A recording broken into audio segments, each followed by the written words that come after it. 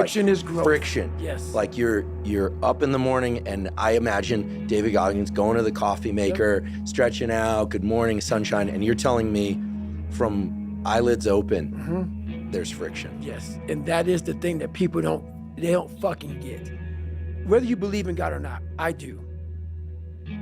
He put this lab rat, which is me, on this planet and said, let me fucking see what a beat up, abused kid who can barely learn, who has a twisted body, messed up genetics, sickle cell, this and that. Let me give him everything that pretty much disqualifies you from the military. But back then, it wasn't estrus. And let's put him in this and see what comes out of it. So to do that, friction, you don't wake up in the morning time and go to the coffee maker. Matter of fact, sometimes you don't even sleep. What it requires is when I'm at 2 o'clock, it's 2 o'clock in the morning, and my brain is thinking about a fucking drug, and I gotta get up and look in my book to see if that drug is, how I remember it. And this is every day of my fucking life. That's why when I train a fighter or I train someone, I'm like, you have no fucking idea how great you really are. Because you are using such minimal of what you have. And if people can learn to focus, this is what's possible. While it may not be pretty, like people want to do a documentary on me. I go, no. I don't want you to do a documentary on me. Because I will have normal, everyday people picking me apart. Oh, his life is miserable. Who wants to live like that? It's crazy how it's almost like he's sick, he's psychotic. The most frustrating thing in the world for me is when normal people judge a man like myself on what it really takes to extract greatness from nothing. It takes every bit of who you are if you choose that route. If you don't, Merry Christmas, do what you gotta do.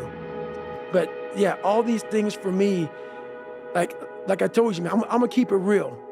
I'm not coming here to talk about perform without purpose. Because I go through, when I write these books, I try to dumb down David Goggins. How can I give normal people, and I'm normal, but I found something that most don't want to find. How can I speak to people and give them something from this crazy psychotic brain that I've developed? How can I give them that? So I sit down with Jennifer for years and write down perform without purpose, callous your mind, armor your mind, the cookie jar, the accountability mirror, shit that people can fucking use in their lives. No.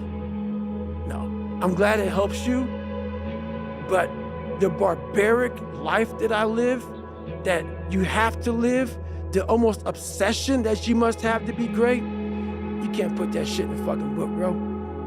You can't put it in a book. You can't. You can't write about it. It has to be experienced. It has to be experienced. And you can't even, after you experience it, to write it in the book, it would seem like he needs to be locked up. Too gory. It's too gory. It doesn't make sense for a guy that every second of the day, he is trying to extract more from something. He's constantly thinking, he's constantly disciplined, never going off the path. Whatever is injured on him, he figures a way. It's a conqueror's mindset. And very few people, if any, can really understand what that is.